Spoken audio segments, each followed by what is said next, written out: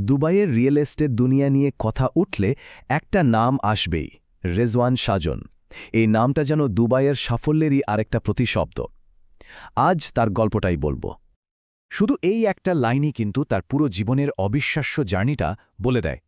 কিন্তু প্রশ্ন হলো কিভাবে একজন মানুষ বস্তির জীবন থেকে উঠে এসে একটা মাল্টি-বিলিয়ন ডলারের সাম্রাজ্য গড়ে তুলতে পারেন।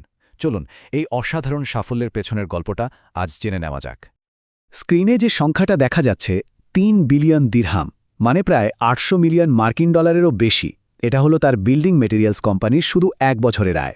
এই সংখ্যাটাই পরিষ্কার করে দেয় যে আমরা কোনো সাধারণ ব্যবসায়ীর কথা বলছি না। আচ্ছা, তার এই জার্নির শুরুটা কোথায়? কোনো দারুণ ব্যবসায়িক আইডিয়া থেকে? একদমই না। এর শুরুটা হয়েছিল মুম্বাইয়ের একটা চল বা বস্তির ঘর থেকে, যেখানে অভাব ছিল নিত্যসঙ্গী, আর কনভেন্ট স্কুলে পড়ার সময় নিজেকে গরিব ভাবার একটা যন্ত্রণা ছিল। ভাবা যায়, মাত্র ১২ বছর বয়সে স্কুলের বন্ধুদের কাছে খাতা পেন্সিল বিক্রি করছেন, উৎসবের সময় রাখি বা বাজি বিক্রি করছেন, এরপর ১৫ বছর বয়সে বাড়তি আয়ের জন্য বাড়ি বাড়ি দুধ ডেলিভারি করা, আর মাত্র ১৬ বছর বয়সে বাবাকে হারিয়ে পুরো পরিবারের দায়িত্ব কাঁধে তুলে নেওয়া। তার শৈশবটা ছিল আসলে টিকে থাকার এক কঠিন লড়াই। তার নিজের মুখেই বলা এই কথাটা খুব গুরুত্বপূর্ণ।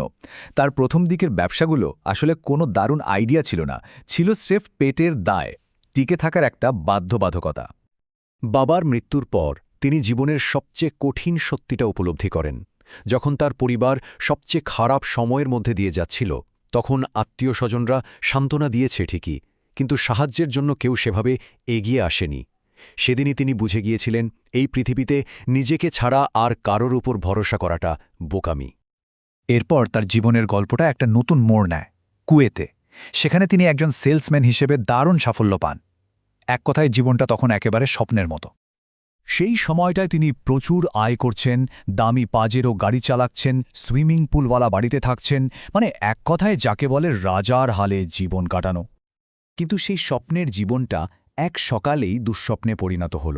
ঘুম থেকে উঠে দেখলেন ইরাক কুয়েত আক্রমণ করেছে, চারিদিকে যুদ্ধের ট্যাঙ্ক। এমন একটা বিধ্বংসী ঘটনা যার জন্য কেউই প্রস্তুত ছিল না। এক রাতের মধ্যে তার জমানো সমস্ত সম্পদ, এতদিনের সব অর্জন, সবকিছু শেষ। পরিস্থিতি এতটাই খারাপ ছিল যে তার কাছে আক্ষরিক অর্থেই আর কিছুই বাকি ছিল না। কিন্তু এখানেই গল্প শেষ নয়, বরং এখান থেকেই তার জীবনের দ্বিতীয় অধ্যায় শুরু হল। তিনি খালি হাতে দুবাইতে পৌঁছালেন এবং একজন সাধারণ হার্ডওয়্যার সেলসম্যান হিসেবে একেবারে শূন্য থেকে আবার সবকিছু শুরু করলেন। দুবাইতে একটা ঘটনাই তার ভাগ্য বদলে দেয়। এক গ্রাহক ফাঙ্গাসের কারণে কাঠের একটা বড় চালান বাতিল করে দেয়।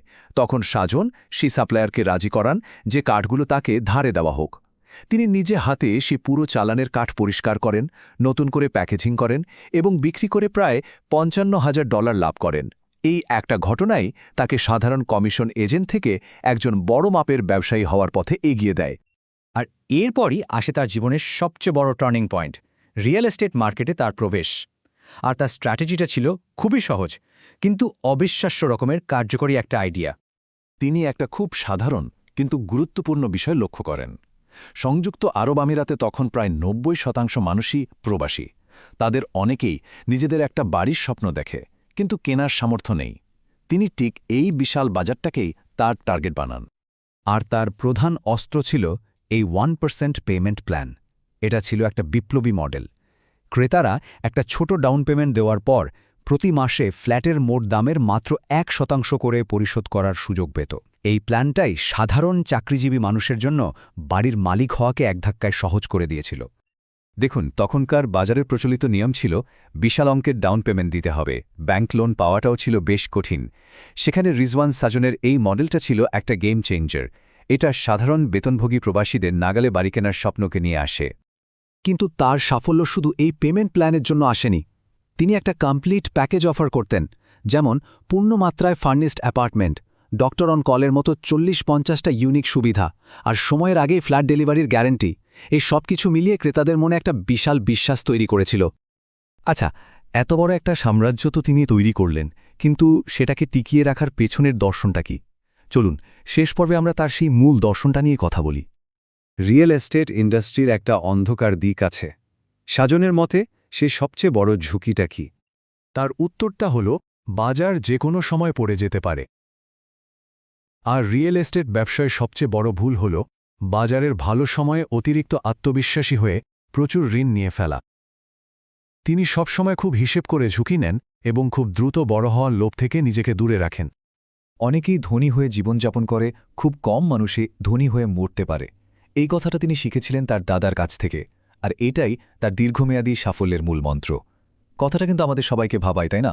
আসল সাফল্য কি শুধু ধনী হওয়া, নাকি সেই সম্পদকে জীবনের শেষ দিন পর্যন্ত ধরে রেখে যাওয়া?